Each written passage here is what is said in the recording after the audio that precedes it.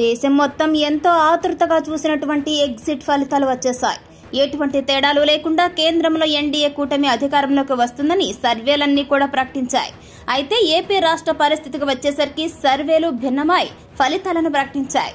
National సర్వేలు TDP కూటమి విజయం సాధిస్తుందని ప్రకటించగా, స్థానిక సర్వేలు మాత్రం వైసీపీకి పట్టం కట్టాయి. అయితే రెండు తెలుగు రాష్ట్ర ప్రజలు ఆరామస్తాన్ సర్వే కోసం ఎంతో ఉత్కంఠతో ఎదురు చూశారు. ఆరామస్తాన్ తన సర్వేలో తిరిగి వైసీపీనే అధికారంలోకి వస్తుందని తేల్చేశారు. 94 నుంచి 104 సీట్లలో వైసీపీ విజయం సాధిస్తుందని ఆయన తెలిపారు. పలువురు మంత్రులు ఎన్నికల ఓడిపోబోతున్నారని ఆయన ప్రకటించారు.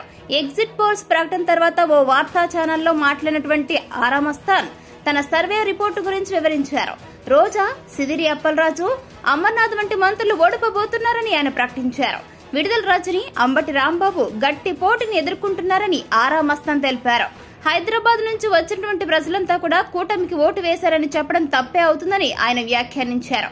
కూటమిలో బీజేపీ కలవడం వల్ల టీడీపీకి పెద్ద మైనస్ గా మారిందని ఆయన పేర్కొన్నారు.